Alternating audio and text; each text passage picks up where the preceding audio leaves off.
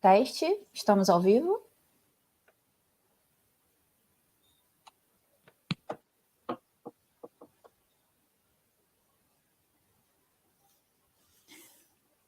Eu não botei, Felipe, para poder retornar para mim.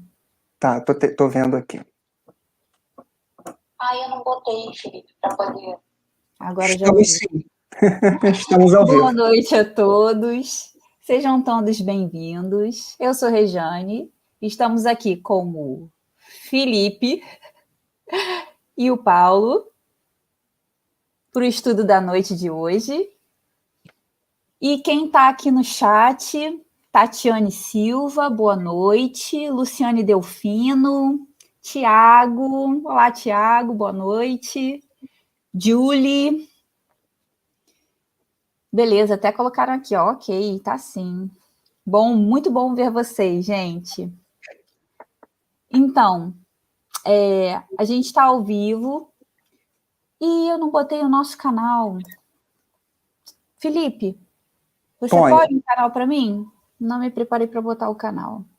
Esse é o canal do Gelco, Selvi, é a Casa Espírita no Rio de Janeiro. Participem com comentários, com dúvidas aqui no YouTube, porque na medida do possível nós estaremos respondendo.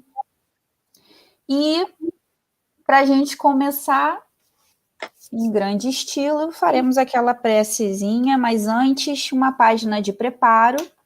O site da Casa Espírita está rolando aqui embaixo no vídeo.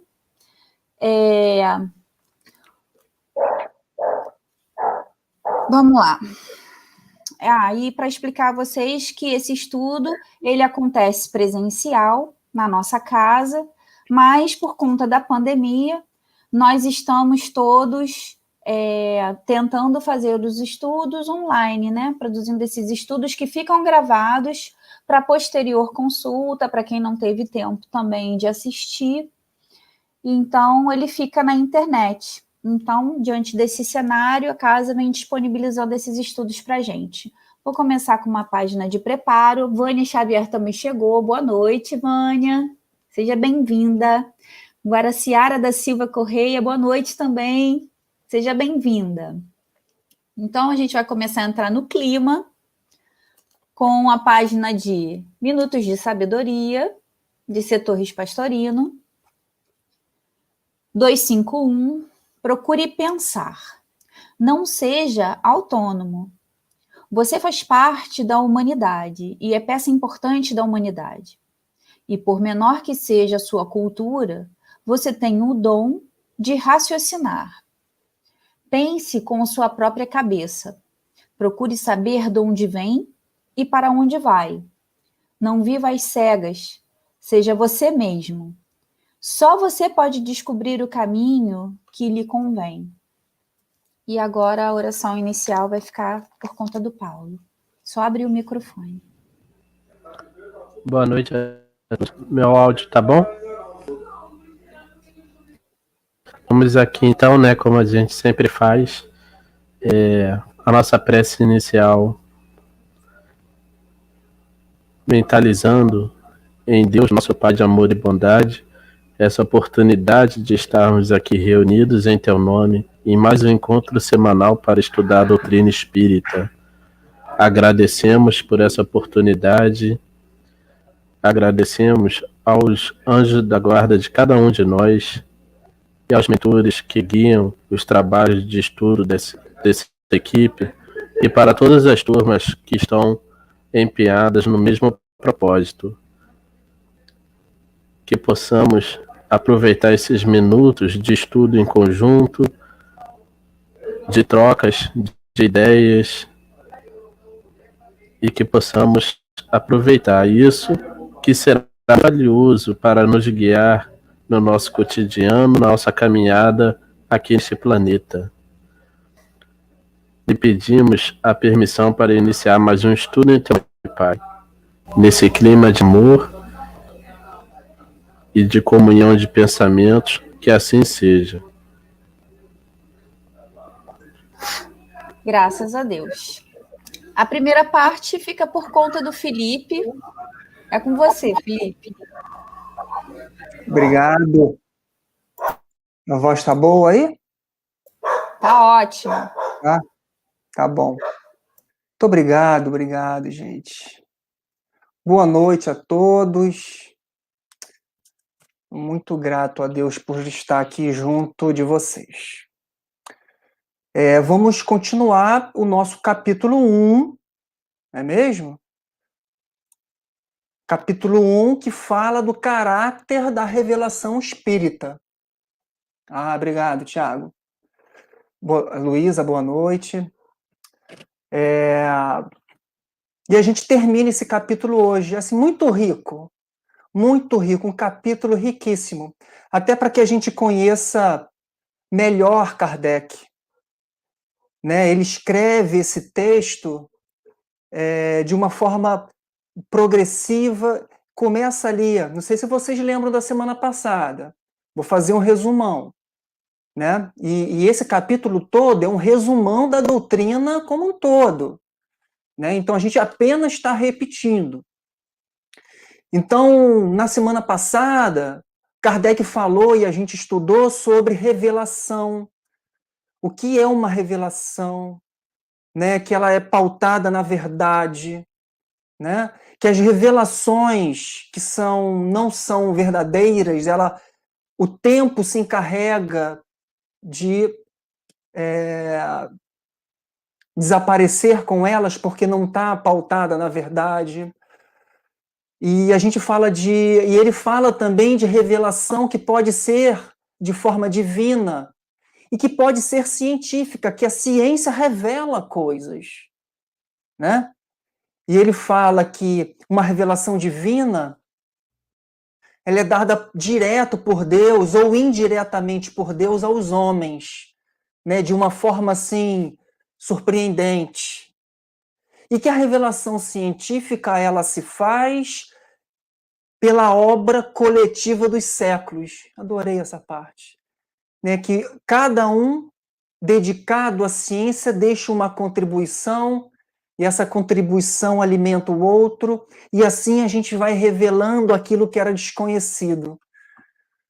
Né? E a gente falou muito sobre a primeira grande revelação dessa nossa humanidade, do planeta Terra, que foi Moisés, né? Que trouxe um rompimento, uma inovação no entendimento de quem era Deus. Estão lembrados disso?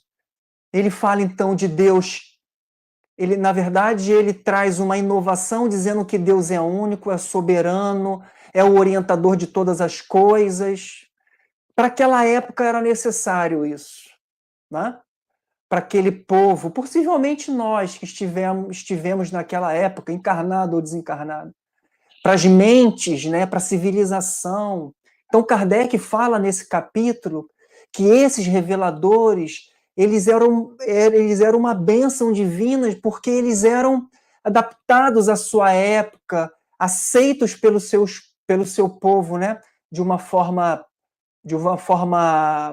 assim, ele nasce no seio do povo, né? Então, não querendo derrogar, não querendo achar que é uma revelação desnecessária, na verdade não. Uma complementa a outra, que é quando Kardec fala da segunda grande revelação divina, que é Jesus.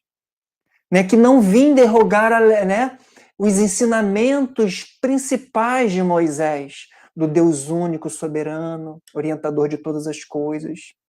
Mas ele veio dizer, através da sua conduta, né, que é um Deus, que é um Pai, que é um Deus misericordioso, que através da sua conduta, ele nos mostra que a gente perdoa se quer ser perdoado, que a gente troque o mal que a gente fez pelo bem, né? E que a gente faça ao outro aquilo que a gente quer que seja feito para nós. Em resumo, ele diz assim: a cada um as suas obras, né? Então, uma segunda grande revelação que culmina numa terceira, que é o Consolador Prometido. né? Consolador porque traz luz em certos entendimentos, né? Para a gente poder ter uma explicação, para que a gente tenha uma explicação e a gente se alimente de esperança, né? De conforto, né? Ele vem explicando e confortando a gente em muitos aspectos, com o principal objetivo de sermos melhores.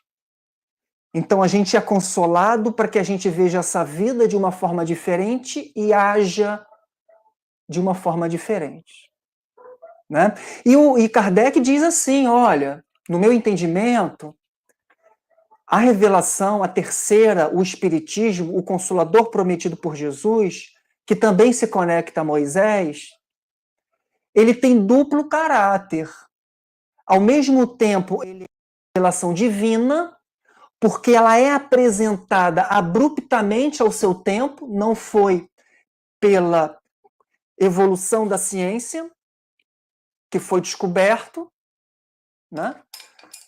Mas que tem essa base científica que vem explicando muita coisa que foi divinamente revelada naquela época, com o movimento que Kardec presenciou e trabalhou em função disso, né?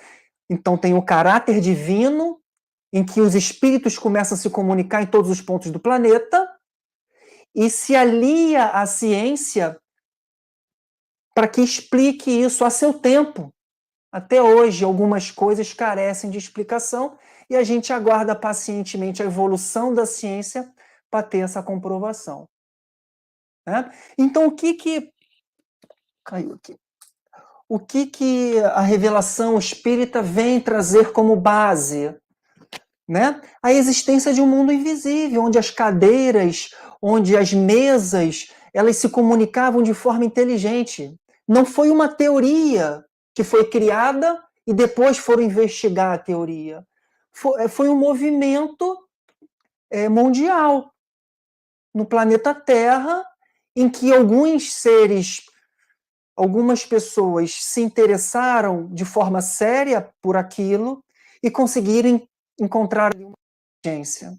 E era uma inteligência de um mundo invisível, que vem interagindo conosco desde a nossa criação, mas que ainda não tinha sido revelado assim, com panos claros. Jesus falou muito disso a seu tempo, de sua forma, de forma apropriada para aquela época. Mas a humanidade tinha avançado e chegou a hora de falar claramente sobre a existência de um mundo invisível. Aí o homem descobre de onde vem, para onde vai, porque está na Terra, porque sofre, entende a justiça de Deus, sabe que as almas têm o mesmo ponto de partida, sabe que as almas têm o livre-arbítrio e com méritos progride por meio de uma série de existências, né? Isso muda muito, filosoficamente, o que a gente entende sobre a vida. Eu não sei se isso muda muito a nossa forma de agir a partir disso. Deveria, né? É o nosso esforço diário. Mas isso muda muito. É algo que não se tinha ideia. Na verdade, tinha-se ideia pelas ideias dos filósofos, cada um a seu tempo, mas que agora, com o apoio da ciência, consegue falar pontualmente, claramente, determinado aspecto no seu momento certo, né? Prova a existência. Aí no item 31, agora acabou o resumo, vamos falar dos itens, né? Do item 31. Prova a existência e a individualidade da alma. Não é novidade para a gente, não é? Né? Nós somos um. Felipe está Felipe, Rejane está Rejane. Mas existe um Felipe imortal, que é o espírito, que é a vida real. Existe o Paulo, existe a Rejane, existe o Tiago, a Luísa, que são espíritos que têm experiências de vida nada muito diferente do que a gente estudou nos livros anteriores, não é mesmo? Essa revelação, essa terceira revelação, ela fala da comunicação e da solidariedade que liga os vivos dos mortos. Né? Os espíritos influenciam em nossa vida encarnado, frequentemente ele vos dirige. Cria as situações que a gente percorre nela, não é mesmo? Deste mundo e de outros planetas. Ó, amplia aí, a Terra não é único, não é uma única morada na casa do Pai. Né? Comunicação entre mortos e vivos e planeta Terra com outras, através dessa possibilidade de comunicação com seres invisíveis. Né? Conhece situações de espíritos, acompanha em suas migrações, aprecia alegrias e penas conforme o bem e o mal praticado. Né? Aí a gente vai trazer aí o livro do livro Céu e Inferno, né, Regiane? Né, Paulo? Que fala disso com uma propriedade, que traz as cartas destes mortos, que eles dizem como que eram em vida e o que aconteceu quando eles despertaram da morte. Né? Então, cria essa ligação. A cada um as suas obras, foi bem, colheu bem, plantou bem, semeou bem. Né? Isso faz com que essa humanidade toda, até os tempos atuais, entenda melhor o futuro, porque a gente tem que agir no presente, baseado no futuro. E a gente entende isso completamente pacificado, né? Com tudo que aconteceu em nossas vidas anteriores, porque a gente sabe o que o espera na vida futura. E aí? Já não é o suficiente para a gente, a partir de agora, reagir melhor ou agir melhor, se eu sei que a cada um é dado as suas obras, eu preciso fazer boas obras para colher bons resultados na minha vida imortal, como espírito. Nada disso é novidade para a gente. Né? No item 32, ele diz assim: pelo estudo da situação dos espíritos, o homem sabe que a felicidade e a desdita na vida espiritual são inerentes ao grau de perfeição e de imperfeição. A cada um as suas obras. Que cada um sofre as consequências diretas e naturais de suas faltas. Que essas consequências duram tanto quanto a causa que os produziu. Ah, minha gente, isso tira uma cultura que existia e existe em algumas nações, de que você, sendo mal, será sempre mal.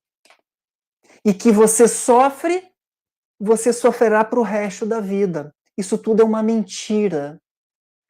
Kardec diz, e através de todas as suas obras e de espíritos que disseram, que esse sofrimento durará no mesmo tempo de quanto durou a causa dele, o que originou esse sofrimento. Para que a gente segure firme, para que a gente espere pacientemente, porque terá um fim. Né? Agora, se a gente deseja que seja rápido, também depende de nós. No item 32 ele diz, Kardec, como depende de cada um o seu aperfeiçoamento, todos podem, em virtude do livre-arbítrio, prolongar ou abreviar seus sofrimentos. Mas que o sofrimento cessa com o arrependimento e a reparação. Né? no item anterior, Kardec diz assim, isso é um fato, isso é uma certeza matemática, como 1 mais 1 é igual a 2.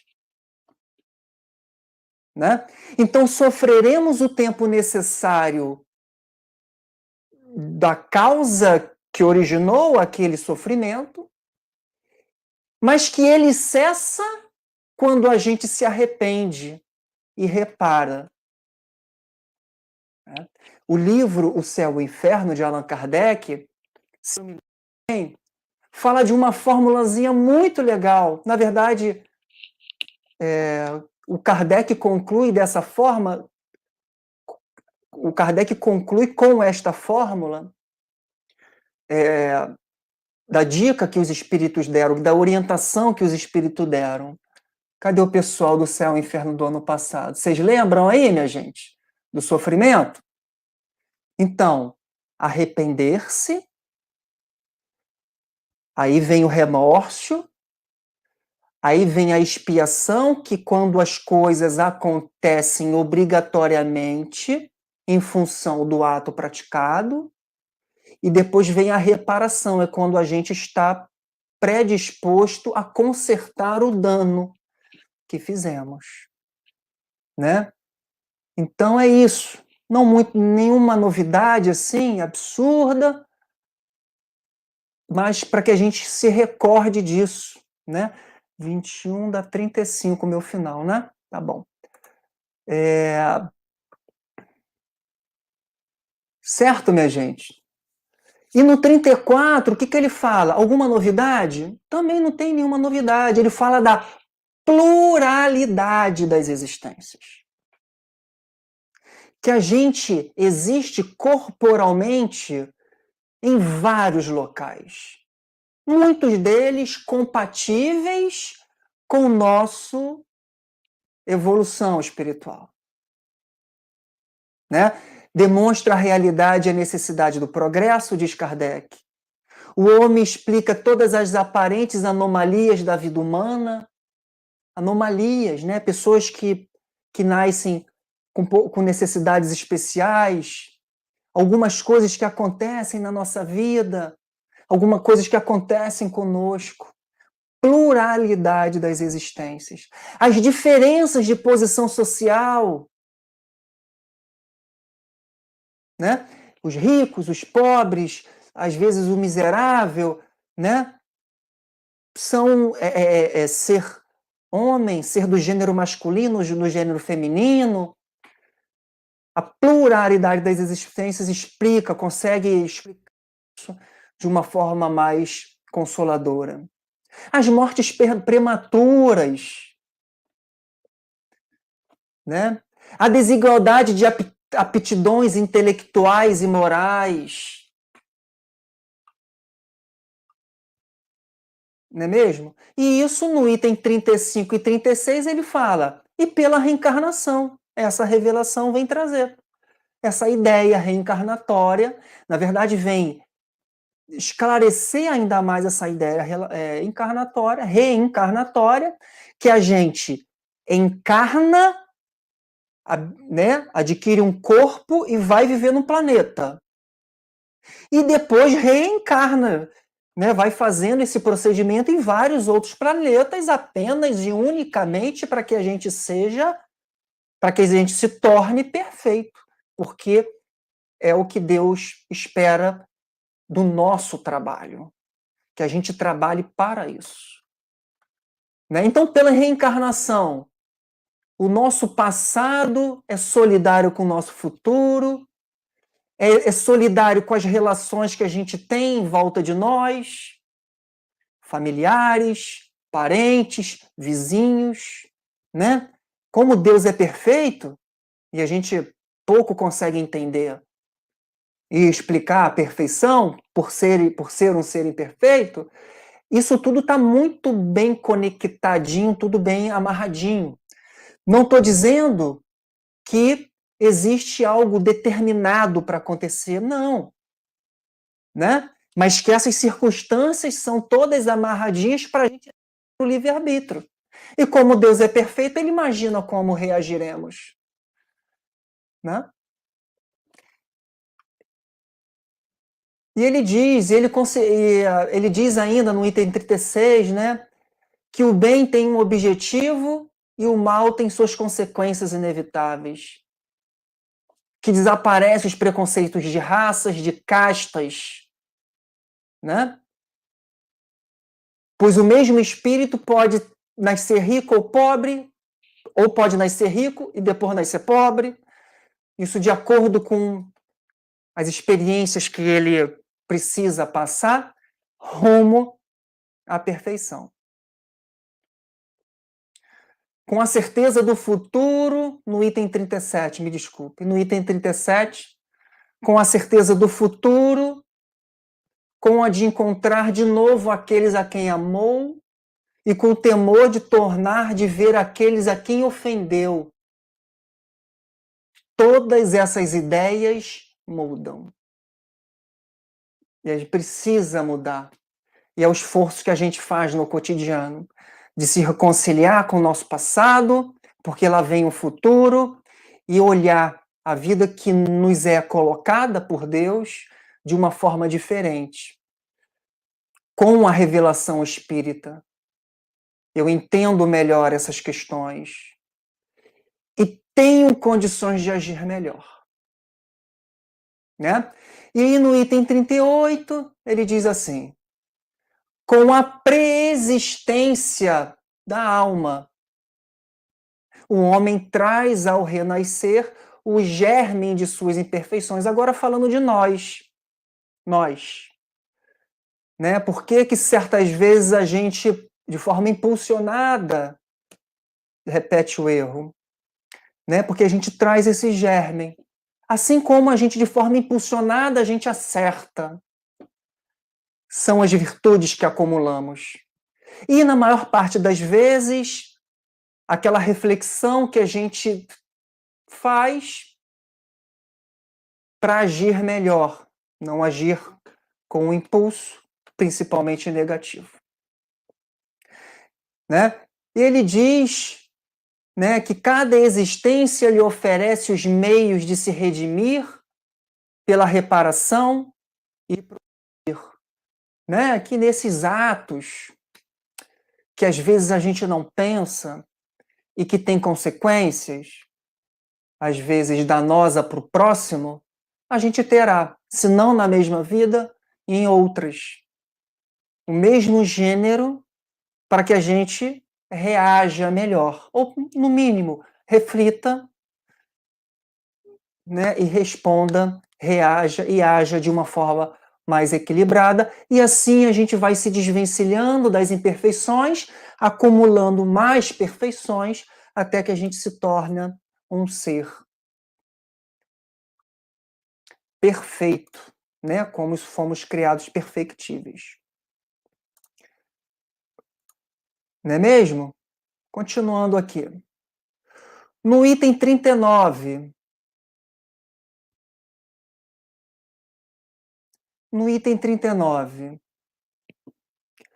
né, ele fala de o espiritismo experimental, né, porque não é um espiritismo teórico, é um espiritismo de experimentos. Se testa, né, certas coisas para ver se aquela teoria cabe àquela observação prática. Esse é o aspecto científico da doutrina, né? Que estudou as propriedades dos fluidos espirituais, pelo menos aquela porção em que nos cabe entender agora, né? E a ação desses fluidos sobre a matéria. Demonstrou a existência do perispírito. Lembram? O perispírito. Né? Que ele, junto né, ao corpo, dão essa vida inteligente à matéria. Né? E ele diz lá no 40 assim: e o estudo dessas propriedades do perispírito e dos fluidos abre novos horizontes à ciência, que dá uma chave para uma multidão de fenômenos incompreendidos. Até hoje, Acontecem coisas nas nossas vidas e no planeta de uma forma geral que a gente não consegue entender. Por vezes é chamado até de sobrenatural, né? Mas não é porque está sobre a naturalidade. Está sobre o nosso entendimento. Está além do que a gente consegue entender. Né? Aí no 40 ele fala dos fenômenos de dupla vista, que o espiritismo explica, da visão à distância, do sonambulismo natural e artificial, dos efeitos psíquicos, da catalepsia, da letargia, da presciência, dos pressentimentos, das aparições, da transmissão do pensamento, da fascinação, das curas, obsessões e possessões. Fenômenos que antes eram sobrenatural, sobre o entendimento, estava acima do entendimento daquela humanidade. O espiritismo experimental explica e deixa de ser sobrenatural, e a gente entende isso como lei da natureza, né? Que a gente descobriu. E a ciência vem evoluindo para que dê todo esse aspecto científico, né? De validade. Né? E o principal que eu gosto muito de frisar, que é o poder moralizador do espiritismo. Item 42. Já estamos lá no item 42. Deixa eu ver como é que está meu tempo aqui. Tenho 5 minutos. Então, qual é o poder moralizador? Né? Por a gente... ele coloca assim, vou ler, não vou tentar explicar ele, porque ele é muito claro nesse capítulo como um todo, né? Pela finalidade que assina a todas as ações da vida, por tornar quase tangíveis as consequências do bem e do mal, a coragem e as consolações que dá nas aflições, a inalterável confiança no futuro, pela ideia de cada um perto de si, né? Os seres que amou, de colocar perto de nós os seres que a gente ama, a certeza de os rever, a possibilidade de confabular com eles, pela certeza de que tudo se faz quando se adquiriu inteligência, sabedoria e moralidade, até a última hora da vida não fica perdido, que tudo se aproveita ao adiantamento do espírito. Esse evento que a gente faz aqui, né, pelo cunho filosófico, científico e pelo poder moralizador que a gente precisa entender, que o espiritismo traz, né, ele faz essas modificações interiores de nossas ideias, de nossos entendimentos. Né? Ele dá essa oportunidade. Né? Eu gosto de dizer que é uma grande ferramenta para a nossa evolução. A gente pode não usá-la. Tem gente que nem sabe e já é, como Emmanuel diz, cristão puro, né? Suas intenções são extremamente puras.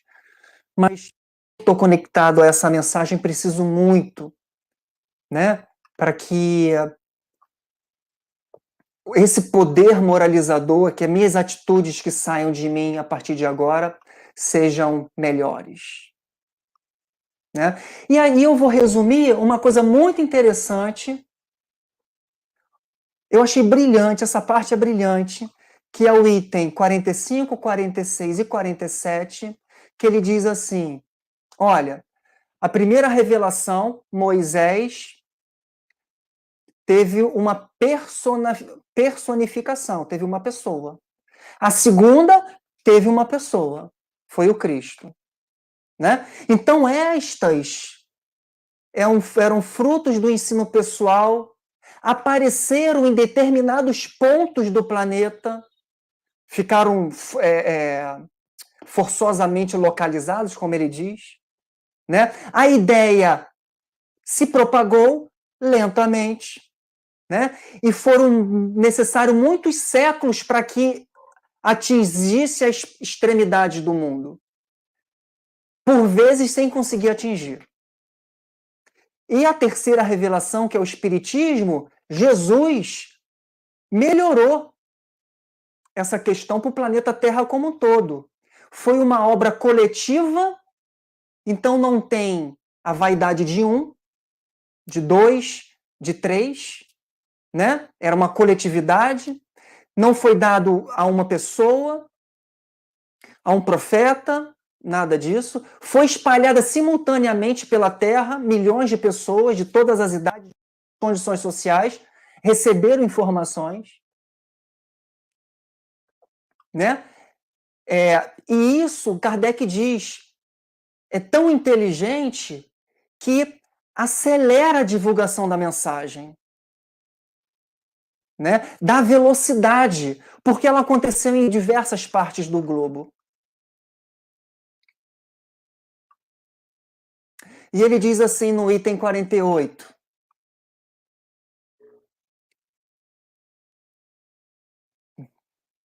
Perdão, no item 48. Não, perdão, no item 47, que é o meu limite, né, Paulo? Perdão aí. E ele diz assim: esta circunstância, essa revelação da forma com que ela foi, inaudita na história das doutrinas, ou seja, foi uma novidade. Dá-lhe força excepcional e irresistível poder de ação. De fato, se perseguirem num ponto, se essa mensagem foi perseguida num ponto de um determinado país, num outro ponto ela está sofrendo divulgação. Né? Então não tem aquela questão, né, de abafar. Essa é uma outra inteligência de Jesus ao revelar, a essa revelação ter sido feita desta forma. Eu vou parar por aqui, porque eu já até entrei um pouquinho no assunto do Paulo. Vou entregar a palavra para a Rejane, tá? Para dar continuidade aí às dúvidas. Por favor, Rejane. É isso, obrigada, Felipe. Estava muito bom, queria que tivesse mais tempo para ouvir, né? 1h30 está ficando pouquinho. E esse assunto, ele é muito extenso, né? A gente até estava comentando aqui antes do pessoal entrar, que é um assunto que demanda, acho que um pouco mais de tempo, porque tem tanta coisa que a gente pode falar. Eu queria dar boa noite também para a Glaucia Moreira, que entrou, para a Luísa Dutra. E tem até uma perguntinha aqui, Felipe. Eu não sei se de repente você vai querer responder. Muitas vezes não será possível resgatar em relação à mesma pessoa. Penso que uma falha possa ser compensada com o bem, com a evolução moral. Afinal, somos uma família universal. Faz sentido? A Tatiane Silva está perguntando. Quer responder? Quero. Eu acho que faz sentido, Tatiane. Até como uma forma de nos preparar para reparar àquela pessoa, né? Vamos supor que eu fiz um mal a uma pessoa e eu vou ter uma grande resistência, uma grande dificuldade de reparar com ela. Vamos dar até um exemplo. Em outra vida, porque vem aquele sentimento. Obviamente, se eu fiz um mal, eu fui entorpecido de sentimentos ruins e cometi o ato. Eu não tenho como ser entorpecido de sentimentos bons e cometer um ato ruim. Então, alguma coisa ruim me moveu e eu fiz algo ruim. E essa pessoa reencarnou como minha filha e vai ter aquele sentimento que eu vou ter que lutar contra ele. Né?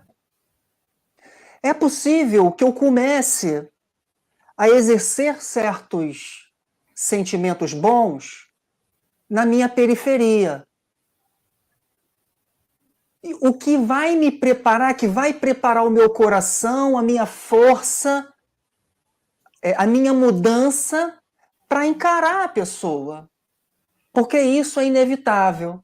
A reparação junto àquele a quem nós erramos é inevitável. Mas não precisa ser assim, papum direto. Pode ser, como Deus é misericordioso, eu acho que aí tem essas pitadas de misericórdia, ele vai surgindo oportunidades para que esse coração seja pacificado antes e a gente, quando encare, quando a gente repare aquele ser em que a gente ama. Não tem como sair disso, só é um amor desmedido, destemperado pela nossa imperfeição. Porque um ser que não nos a gente não tem aquele amor, né? Às vezes a gente nem erra com ele. Mas geralmente a gente erra com quem a gente ama, porque aqueles sentimentos estão muito bagunçados dentro do nosso interior. E a gente vai sendo preparado com outras oportunidades, até que a gente tenha que fazer, de fato, muito menos doloroso, muito menos penoso, mas com força de vontade de superar aquele sentimento ruim que a gente alimentou por aquele espírito, por aquela pessoa que a gente tem aí um acerto de contas, né? Eu vou dar uma... Paulo, também fica à vontade se quiser falar alguma coisa, tá? Eu vou dar só uma opinião rapidinho quanto a essa pergunta. Eu acho que sempre nós vamos resgatar em relação à mesma pessoa, mas não exatamente na mesma vida, né? Nem sempre dá tempo, nem sempre a gente está preparado, foi o que o Felipe falou. Mas aquela pessoa, ou outra talvez até, né? A gente vai ter que prestar contas disso em algum momento, porque tem gente que simplesmente perdoa, não quer essa prestação de conta, mas em relação ao fato, a gente sempre vai ter que prestar conta. Essa é uma realidade. Paulo, quer falar alguma coisa?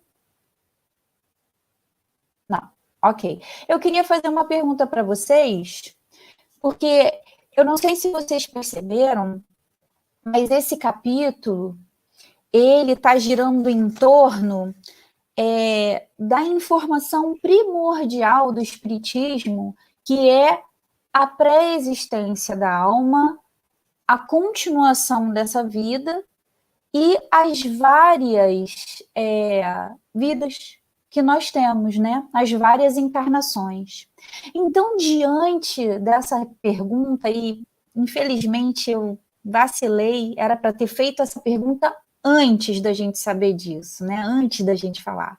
A pergunta seria, antes da gente saber disso tudo, o que você faria se só te restasse esse dia? Se o mundo fosse acabar? Vocês já pensaram nessa pergunta?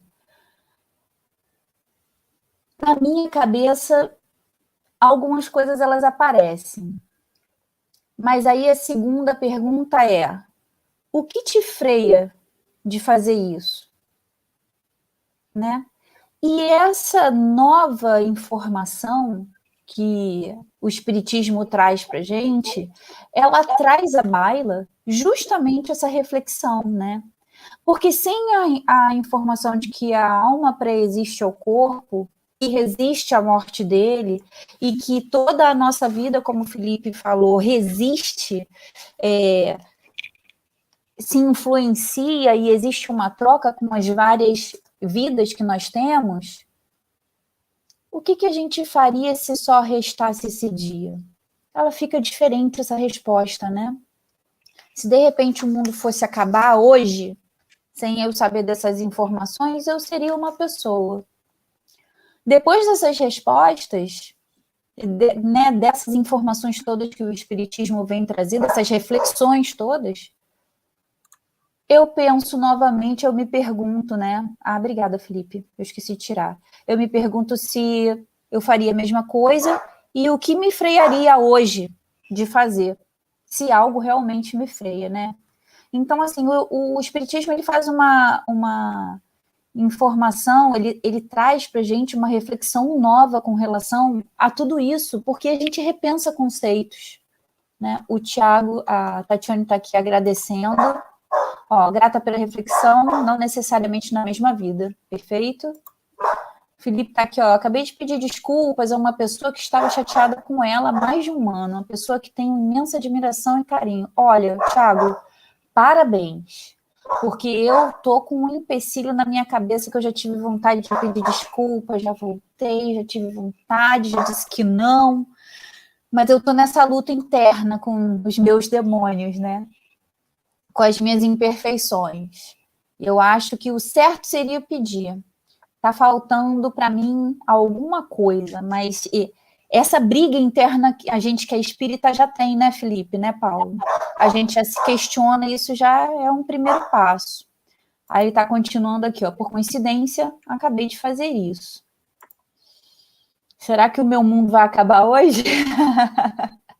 Não, acho que não, porque você acabou de dar o primeiro passo para ele recomeçar. Essa que é a verdade, né? Porque esse pedido de desculpas, eu aposto que ele afagou o teu coração e o coração de quem recebeu. Eu imagino que foi muito importante para você. 1 minuto depois que você falou isso, que maravilha! Olha, ele falou, acabei de fazer agora, 1 minuto depois que você falou isso. E a Luísa Dutra está falando aqui, esse pedido de desculpas é libertador, ele é um exercício, né, gente? Ele é um exercício que começa interiormente primeiro, depois a gente vai aprender a externar, porque é todo um processo. Lembra que lá no início eu falei que a gente vai começar com um passinho, né? Lembra aquela história que a gente conversou lá no Céu e Inferno, que eu falei, olha, a gente não vai começar com 30 horas de estudo, a gente vai começar com 15 minutos, com 30 minutos, né? E depois, isso aí, é um começo. E depois a gente vai aprender a fazer isso de uma forma mais libertadora, mais completa. É isso. Vou passar a palavra para o Paulo. Paulo, fica à vontade. É a tua parte agora.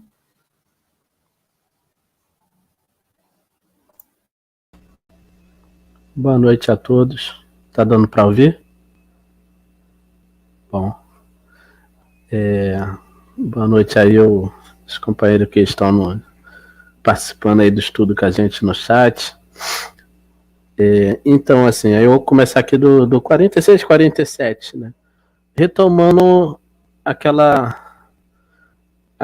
linha de das revelações que Kardec vai comentar nos itens anteriores, que os amigos aí já explicaram bem. Esse recorte, né, que começa com Moisés. Moisés, ele tem a revelação mosaica, ela tem dupla característica. Uma parte de revelação de elaboração humana e uma parte de revelação divina. Humana porque muitas das leis, né, de Moisés serviram ao contexto da época. E depois, obviamente, com o progresso ali da civilização, da sociedade, muito da legislação que naquela época servia, depois caiu em desuso. E tinha uma parte que tinha caráter divino, que era permanente, que era calcada na lei divina, por exemplo, os 10 mandamentos. E também é assim, né, Moisés, a sua missão, né, em perpetuar e disseminar o monoteísmo, a ideia de um Deus único. Então teve tudo isso, um caráter divino.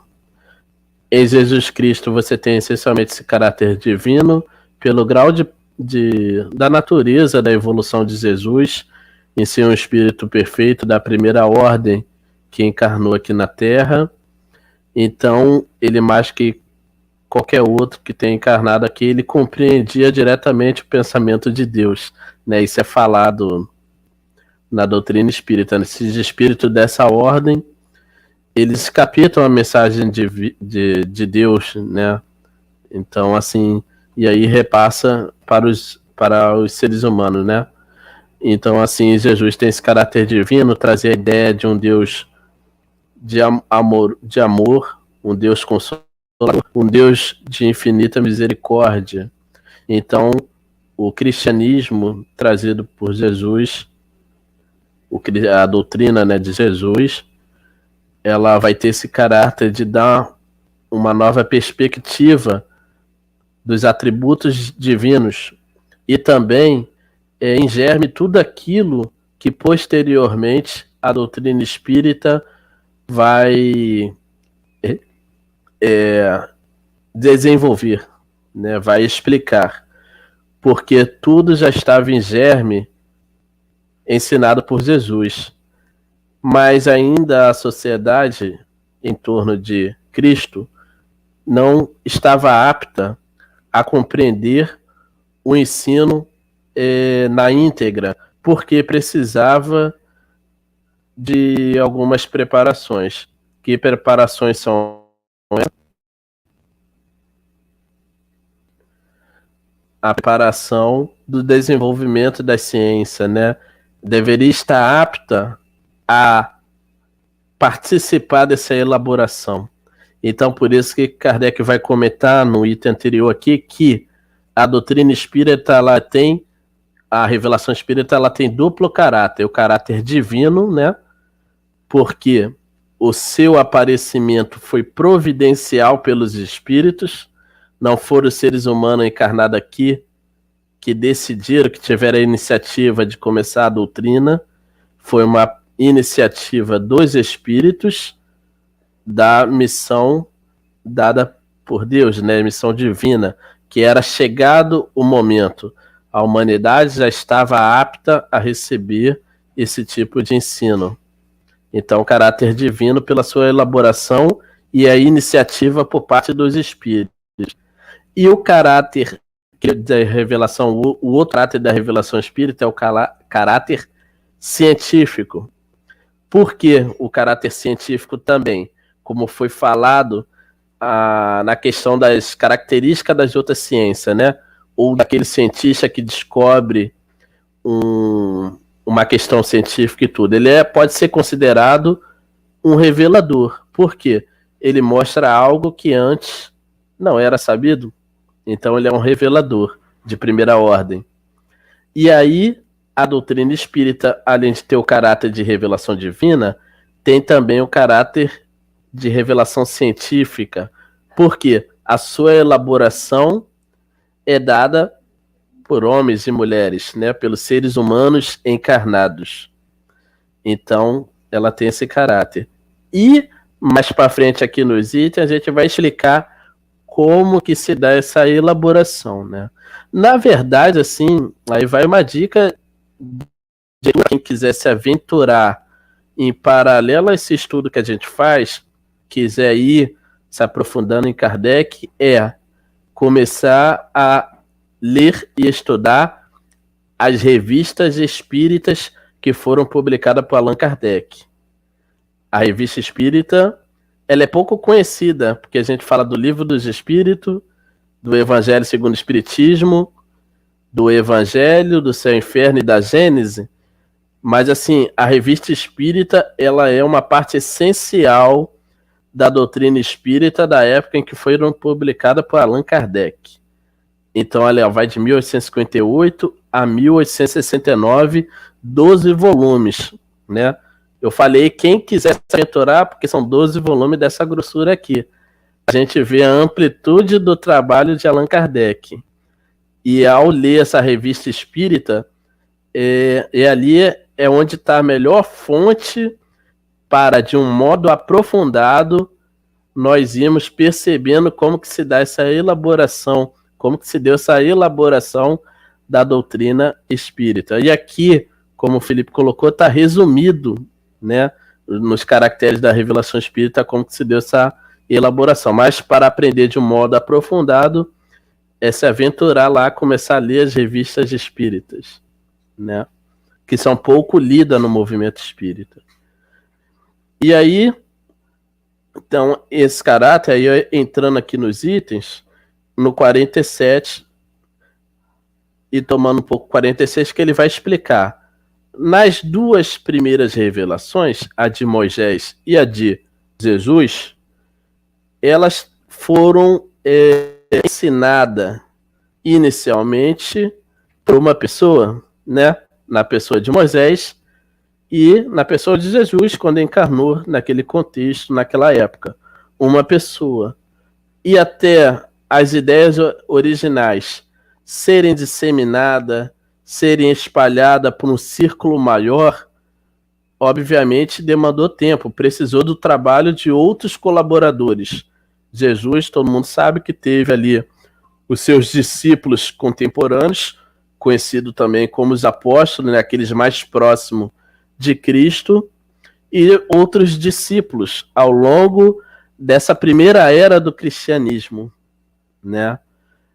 Então aí demorou muito, demorou anos, teve a questão assim do conflito, do interesse na época, do Império Romano, que por vezes, né, que era o poder constituído, aplicavam perseguições aos primeiros cristãos, até que depois, numa revirada, né, histórica ali, essa doutrina, essa religião passa a ser a religião do Império, então tem um caráter oficial, mas por outro lado, começa a se corromper, porque está associado ao poder e vai perdendo ao longo do tempo aquela simplicidade, aquela mensagem original.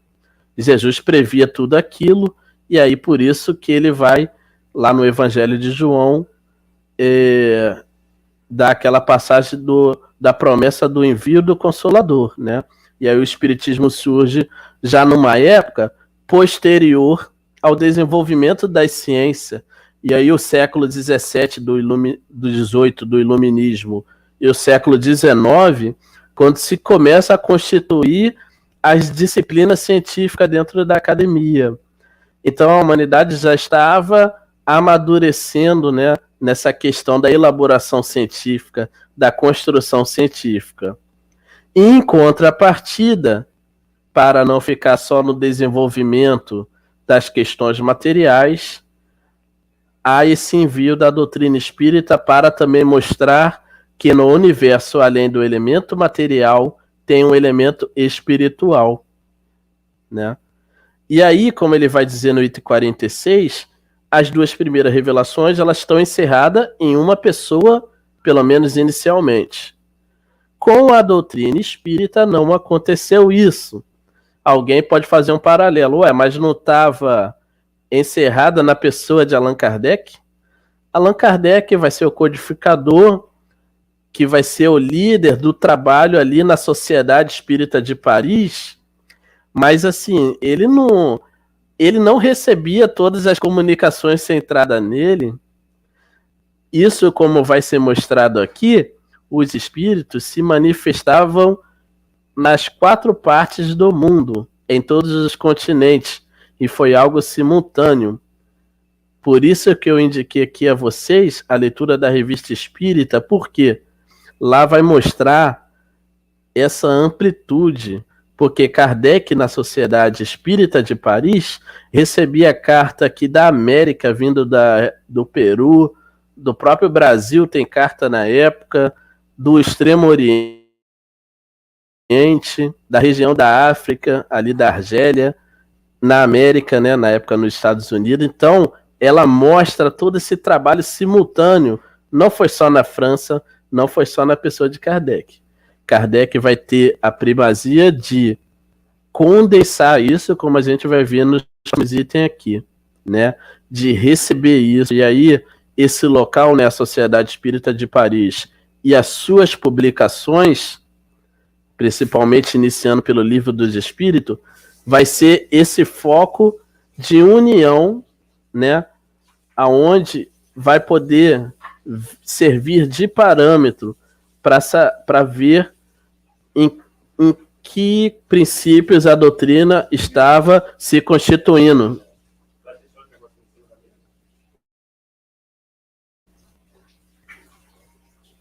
Tá bom? Então, no item 47, vai mostrar o quê?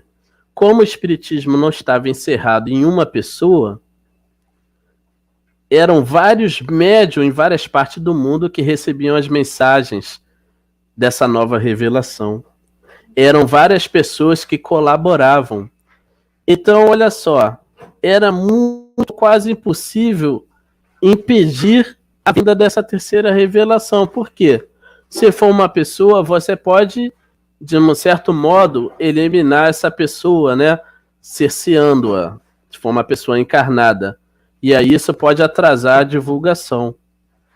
Se fosse um só médium recebendo a mensagem de todos os espíritos, isso também, de um certo modo, poderiam atrasar o advento da doutrina, porque se fosse um só médium, era só também afastar ou impedir esse médium de receber as mensagens.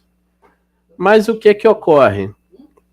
Eram vários médiuns em várias partes do mundo. Eram várias pessoas trabalhando. Então, de que modo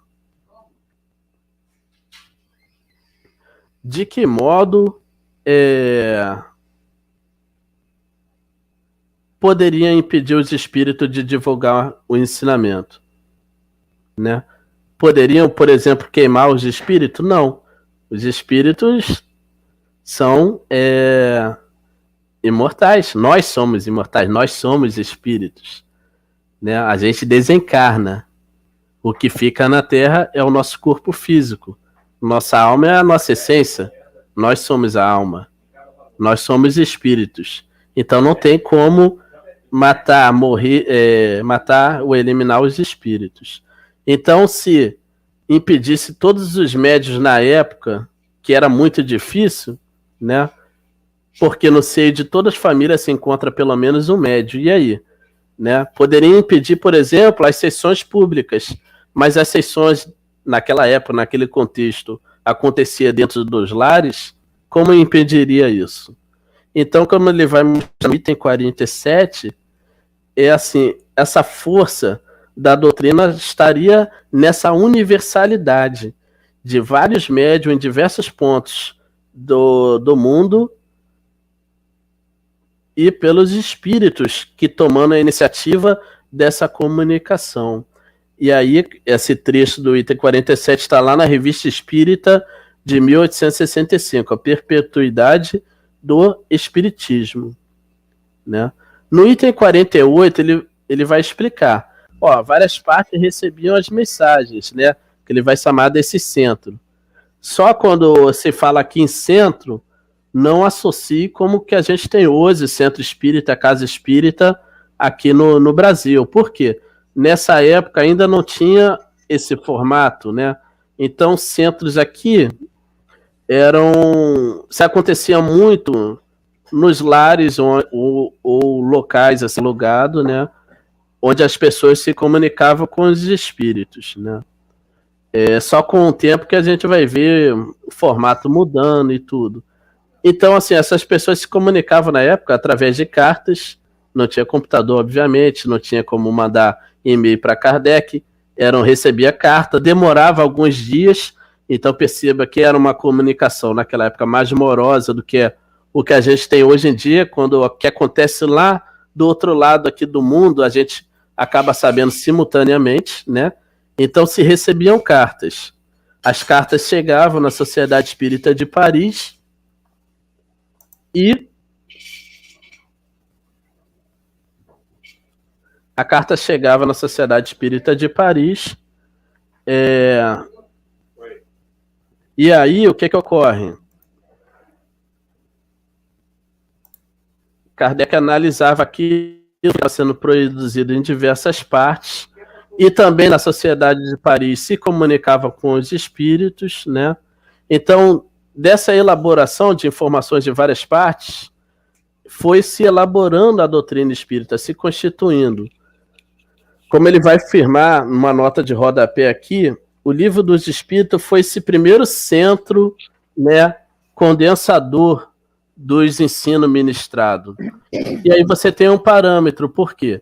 Quando você tem o Livro dos Espíritos, né, quem está num outro lado, longe desse centro lá de Paris, que estavam sendo produzidas, as pessoas tinham um parâmetro para perceber o que era de acordo com a doutrina, o que não era, de acordo com o princípio da doutrina, né?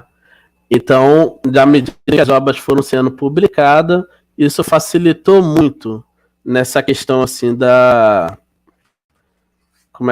constituição da doutrina, né? Mas assim, o trabalho jamais foi feito só por Kardec isolado ou só pelas pessoas que residiam naquela sociedade sem observar o que estava em volta. Até porque, como vocês já estudaram no livro dos médios, não há um médio que tenha todas as faculdades, né? Ou o médio ele tem uma faculdade que aflora mais, que é a psicografia, o outro tem a vidência, o outro a psicofonia. Então, da mesma forma que as faculdades não são universais, também, assim, os ensinos, como os espíritos vão colocar aqui, não eram ministrados tudo ao mesmo tempo. Tudo de uma vez. Eles dividiam em várias partes. Então, numa parte se fala da reencarnação, noutra parte se falava da questões da mediunidade, outra parte estava se desenvolvendo sobre os fluidos, né? Então, tudo por etapa. Eu vou dar uma pausa aqui para comentário no chat. Tá bom? E aí, daqui a pouco a gente... Pode falar mais uns 5 minutos, Paulo. Pode falar mais uns 5 minutos para encerrar tua fala. Tudo bem.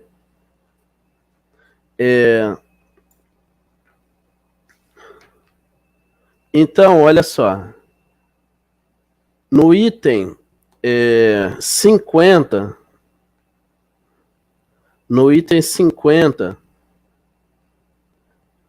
ele vai retomar aquela ideia da elaboração da parte humana, né, na construção da revelação espírita. Ele diz assim: a terceira revelação veio numa época de emancipação e de maturidade intelectual, onde a inteligência desenvolvida não pode se reduzir a um papel passivo, onde o homem não aceita nada cegamente, mas quer ver onde é conduzido, saber o porquê e o como de cada coisa. Aí na parte que é grifada diz assim: os espíritos ensinam somente o necessário para colocar sobre o caminho da verdade, mas se abstêm de revelarem o que o homem pode encontrar por si mesmo, lhe deixando o cuidado de discutir, de controlar e de submeter ao cadinho da razão, deixando-o mesmo frequentemente adquirir a experiência às suas custas. No item anterior, que foi falado até na semana passada, os espíritos, eles não assim... Quando diz que a parte da revelação científica, né, é um dos caráteres da revelação espírita, é porque os espíritos não trouxeram a doutrina pronta para Kardec. Eles não chegaram e falaram: entre a alma e o corpo físico há um perispírito, os espíritos se relacionam assim no mundo espiritual, há alguns espíritos que são sofredores, estão aqui apegados à matéria, outros já não têm nenhuma dos seus desejos aí terrenos. Eles não chegaram e deram tudo mastigado.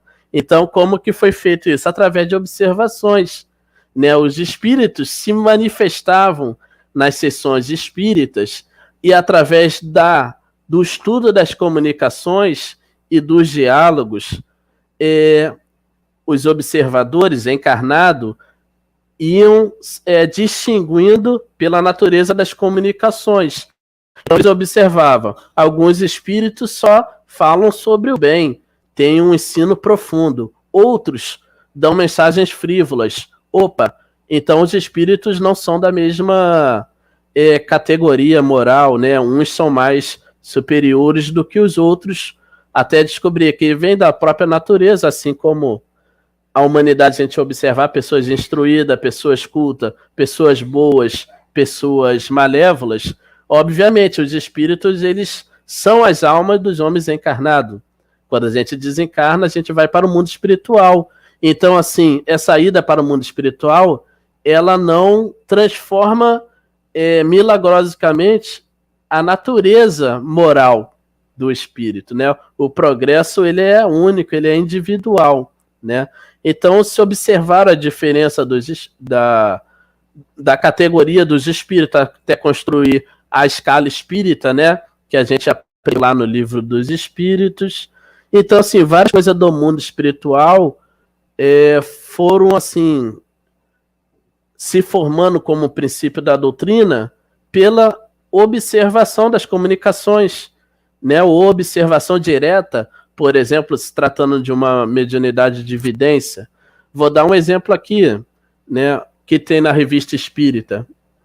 Tem lá uma passagem que Kardec interroga um espírito para saber como que se dá as mais paixões do outro lado. É no espírito que, quando encarnado, ele tinha o vício da gula. Está lá o espírito Baltazar, na Revista Espírita de setembro de 1863. E aí tem esse diálogo lá. E aí Kardec faz uma série de perguntas para saber se lá no mundo espiritual havia necessidade da alimentação, como que o espírito encarava aquele desejo do outro lado. Ou seja, era um espírito que não era um espírito superior, era um espírito como nós, que tem desejos terrenos, né, que não era aquele espírito de escola. E aí isso é importante de frisar também. Kardec dialogava com os espíritos de todas as categorias. Não era apenas os superiores que participavam das comunicações, né? Aqueles que tinham as mais paixões, né? Caracterizado como inferior na evolução moral momentânea, né? Eles também ajudavam a entender como é que funcionava esse mundo espiritual. Como o Felipe lembrou, no céu e inferno. Vocês estudaram o céu e inferno, né? No céu e inferno a gente tem o diálogo com os espíritos que estavam bem-aventurados no mundo espiritual, aqueles, né, que estavam espiando, que espiaram aqui na Terra e chegaram em condições não muito boas no mundo espiritual, os espíritos arrependidos, os felizes, ou seja, esse diálogo com a maior quantidade possível, a maior diversidade dos espíritos, ajudavam a entender e a compreender o mundo espiritual. E por que eu estou colocando nisso, essa questão? Nada foi dado assim de graça, como ele vai falar no item 50 aqui. Tudo foi constituído na doutrina espírita. Como é que é no mundo espiritual as percepções dos espíritos? Quais são as partes essenciais que se formam, né? Será que o perispírito está sempre junto com a alma? Ou, em algum momento, há um espírito sem perispírito? Essas questões todas foram trabalhadas lá no Livro dos Espíritos, né?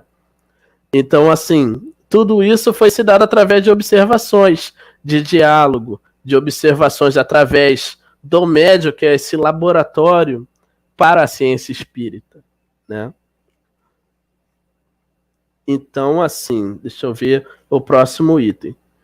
Ele vai falar também no item 55, que é muito importante, né?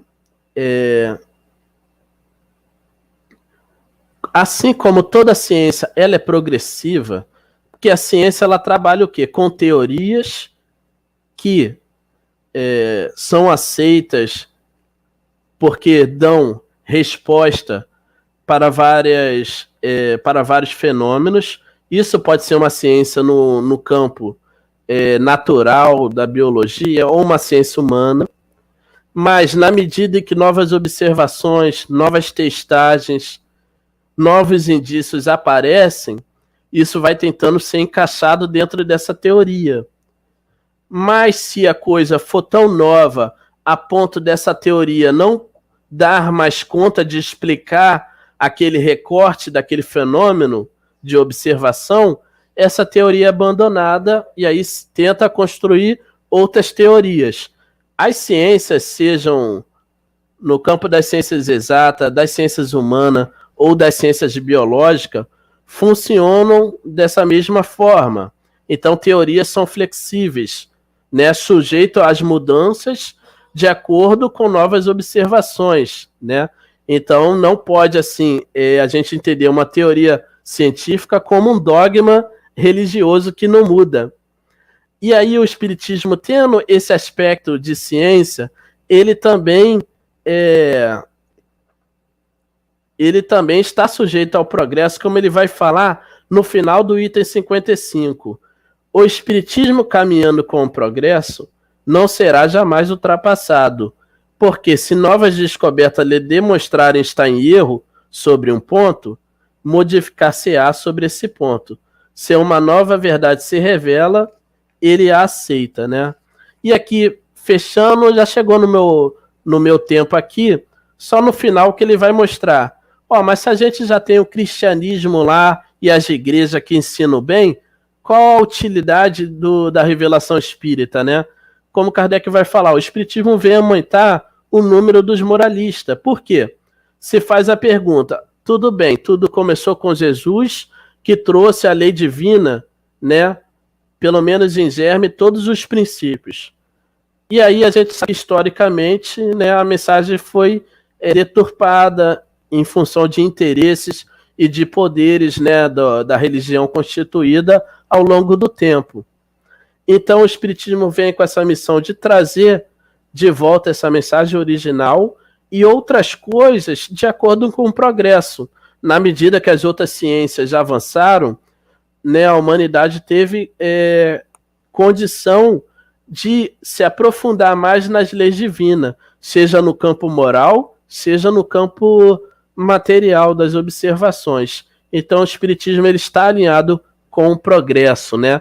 E sem a questão de dogma, né, de ficar engessado, porque senão ele repetiria o erro histórico das religiões dominantes, né, de parar um dogma e não se permitir ao progresso. Eu falo muito, eu vou agora abrir aí para vocês no comentário do chat. Desculpa aí eu ter me estendido. Tá ótimo, Paulo. A gente é que fica grato pelas suas considerações, sempre gratificantes. Então, gente, enquanto eu estou falando aqui, vocês fiquem à vontade para fazer perguntas, observações no chat, tá? Então, vamos lá. Diante dessas informações que o Felipe deu, que o Paulo enriqueceu mais ainda, a pergunta que eu faço é: o pecado original, onde é que ele está?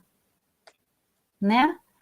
Porque a gente está falando da Gênese. O que é a Gênese, se não o fundamento, né? O início dessa história. E Kardec vem falando sobre toda essa novidade de um mundo que a gente desconhecia.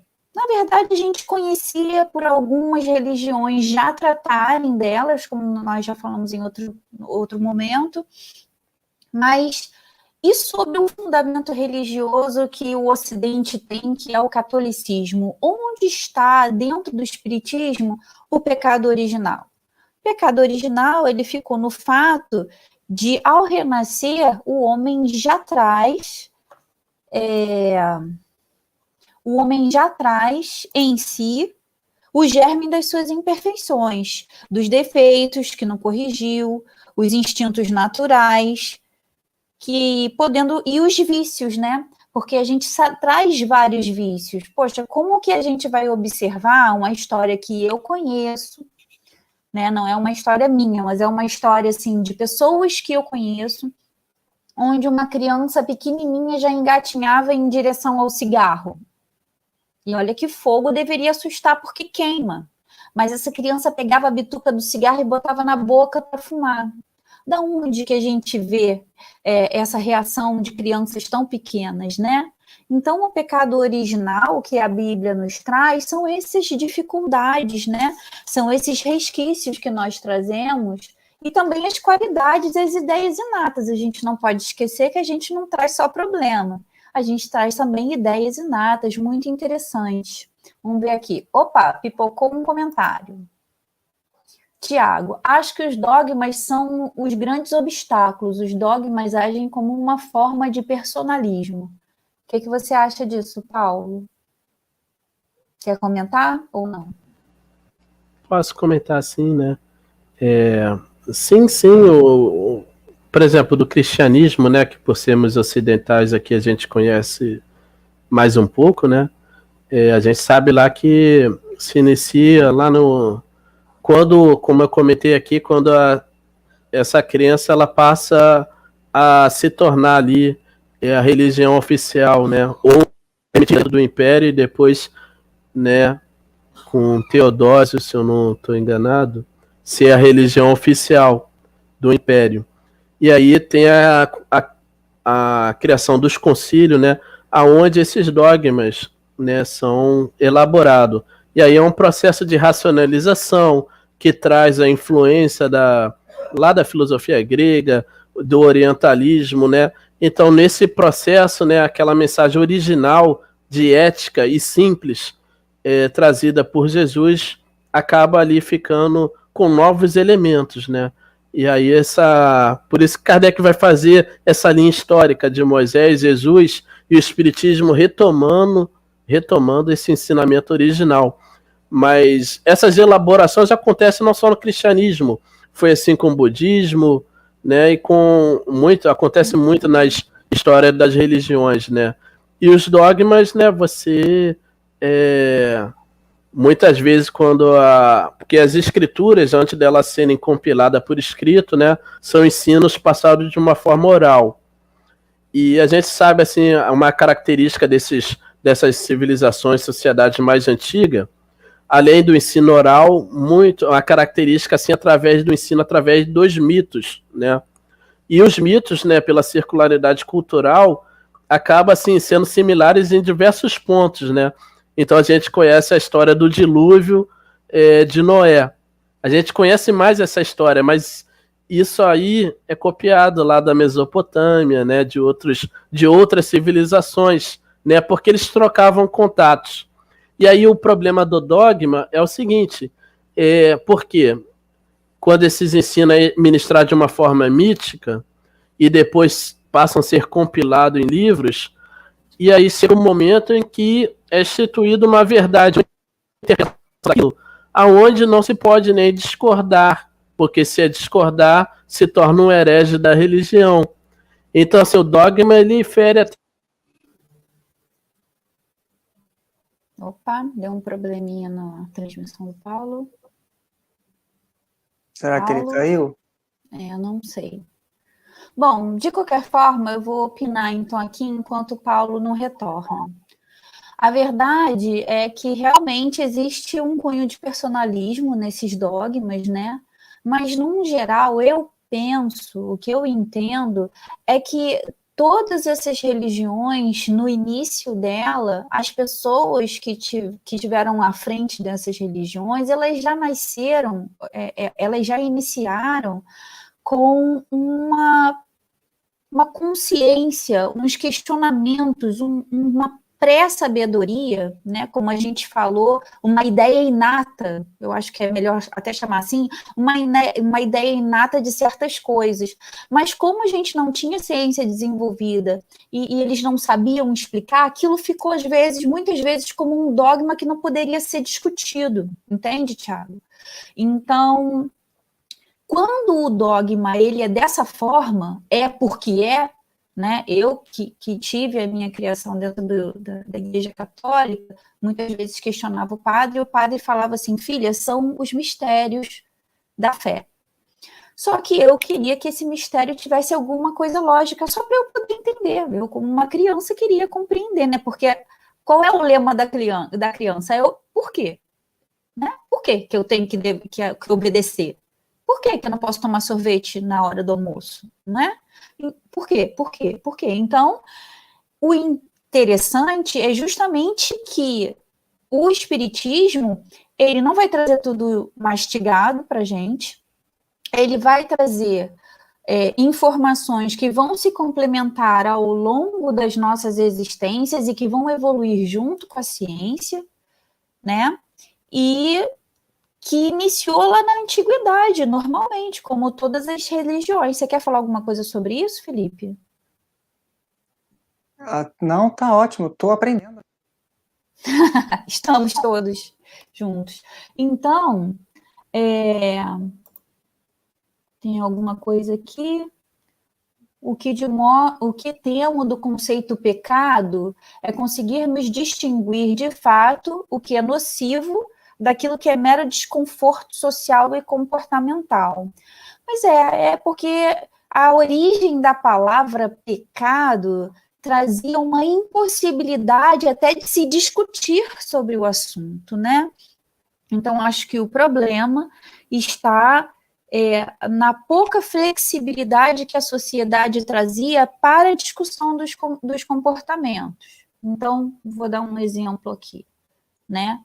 Que eu não seja linchada por isso, mas, por exemplo, existe na sociedade hoje uma discussão sobre libera-se ou não liberar a maconha, né? Mas a questão é, a gente vai deixar isso debaixo do tapete ou a gente vai trazer à tona para que a ciência possa trabalhar isso e que a gente não transforme isso num pecado? É importante que tudo, qualquer coisa, seja discutida às claras e que seja tirado o véu, para que a gente não fique prejudicando, por exemplo, pessoas que têm convulsão e que precisam dessa substância como um medicamento e que não dificulte a vida delas. Ok que a gente vai, de repente, chegar, quem sabe, ao ponto de dizer, olha, para diversão, isso não é uma coisa boa. Tem aqui a ciência, tem aqui a sociedade, tem aqui dados estatísticos de que os hospitais gastam muito por isso onera demais a sociedade, seja lá o que for demonstrado, mas que seja demonstrado através de um raciocínio lógico, que isso seja tirado da questão de pecado para que seja discutido, né? Que é o que o Espiritismo veio fazer. O Espiritismo trouxe à tona tudo aquilo que a gente achava que era um pecado, porque era colocado, a gente era queimado na fogueira, né? Vamos combinar. Lembrem-se que na época das trevas, aquelas pessoas que mexiam com qualquer tipo de coisa, até com curas, eram queimadas na fogueira. Era pecado, né? Então, a gente tirou isso, né, do domínio do pecado e trouxe para a razão e trouxe para a discussão lógica para que isso deixasse de ser. Hoje eu não sou mais queimada na fogueira, eu sou espírita e posso dizer que vou à casa espírita, por exemplo, para tomar um passe, correto? Então o problema é a gente colocar isso tudo no domínio do pecado, né? O pecado como uma palavra que impede você de discutir o assunto, de trazer à tona e de trazer para todo mundo. Paulo, está aqui, para enxergarmos a razão, a realidade, não a sombra psicossocial que criamos desses conceitos. Pois é, você quer completar teu raciocínio, Paulo? Se quiser, fica à vontade, tá? A gente tem mais 2 minutinhos. A única coisa que eu quero comentar, mas aí está no finalzinho, né? O Kardec, ele faz essa linha de evolução das revelações de Moisés, do Cristo e depois da doutrina, que obviamente na França é um país com grande influência do cristianismo, da Igreja Católica, e na Europa, né, o catolicismo ou o protestantismo. Numa leitura atual que a gente faz da doutrina, que quando Kardec fala que o espiritismo ele vai junto com o progresso, é o seguinte também, né? O espiritismo ele dialoga com várias vertentes, né? Não apenas assim nessa linha, sabe? Que foi até porque se a gente vai mostrar assim o cristianismo, quando depois ele é disseminado por todas as civilizações ali do Mediterrâneo, ele vai ter a influência de diversas religiões, inclusive do Oriente. O que eu estou querendo dizer? A gente não ficar preso nessa visão, sabe? Não só do cristianismo, assim, né? Se o espiritismo tiver vinculado, preso só a isso, dificilmente a gente vai ter um impacto, né? Numa escala global. Então, assim, nossa postura enquanto estudantes de espírita quanto mais coisas a gente estudar, quanto mais culturas diferentes, agora no presente e no passado, melhor a gente compreende as coisas, né? Até porque o espiritismo estudando uma coisa que está na natureza, que é o elemento espiritual, isso independe de uma cultura só, de uma linha só. Eu não sei se deu para compreender bem essa minha fala, mas isso é uma coisa que eu puxo muito dentro dos estudos espíritas, né? A gente tem que acompanhar essas coisas assim, sabe? Uma coisa é um contexto de um texto escrito no século XIX, quando ainda era muito forte essa visão eurocêntrica, da questão do cristianismo apenas, tá? Mas a gente tem que ampliar nossas visões hoje no século XXI. Quando Kardec fala desse resgate do cristianismo, né? Não é o cristianismo da Igreja Católica, obviamente é a ética de Jesus, né? Para a gente estar sempre se ligar nisso aí. Mas é só isso, tá? É só uma deixa de algo que a gente vai trabalhar ao longo do ano. É até uma fala um pouco polêmica minha, admito. Acho que está ótimo, né? Bom, infelizmente, acabou. Eu por mim ficava aqui até 11 horas da noite de boa mesmo, mas a gente precisa encerrar, né? Porque a gente tem compromissos, os espíritos também, e as pessoas que aqui estão também têm. Então a gente agradece a presença de todos, a gente agradece a interação de vocês, né? É sempre muito boa essa troca, nós aprendemos muito, né? Tanto com o questionamento de vocês, quanto com as observações de vocês. A gente vai ter a semana inteira para poder tirar as dúvidas no nosso grupo de WhatsApp. Quem ainda não está no grupo de WhatsApp, como é que a gente faz, Felipe?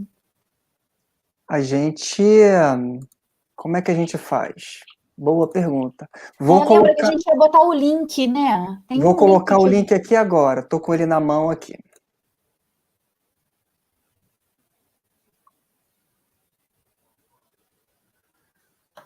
Vai entrar o link para a gente poder entrar, para quem quiser continuar essa discussão, essa conversa, né?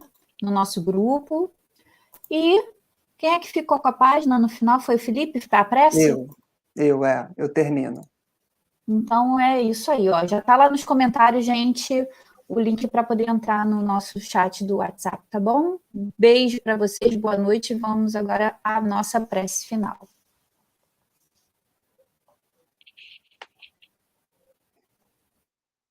Vamos fechar os nossos olhos, para aqueles que assim desejarem.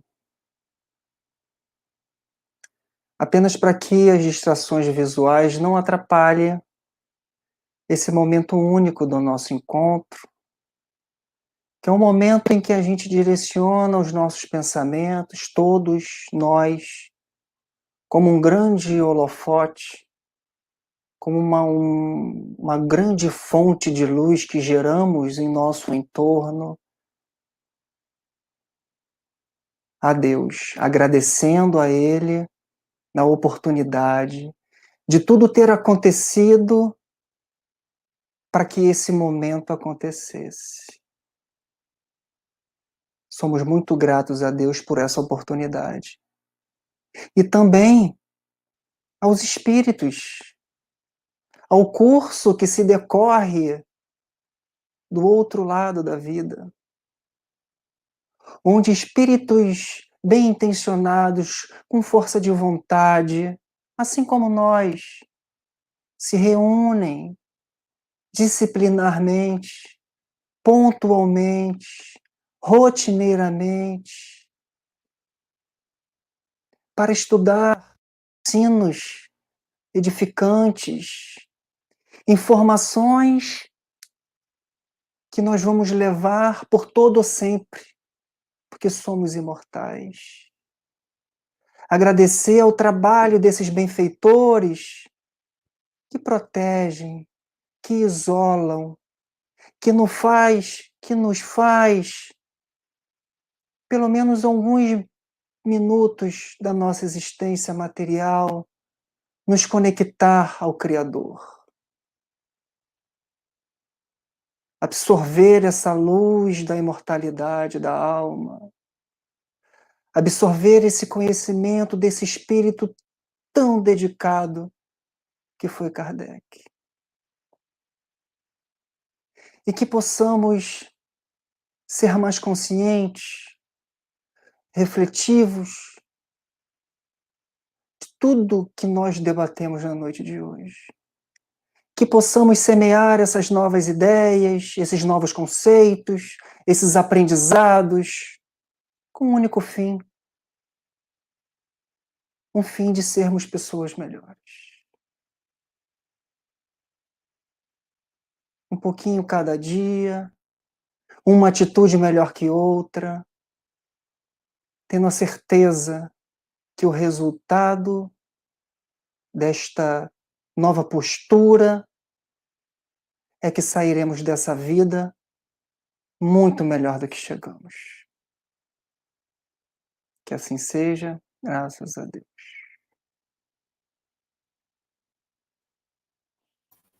Graças a Deus, gente. Boa noite, uma boa semana para todos, hein? Boa noite, boa semana para todos.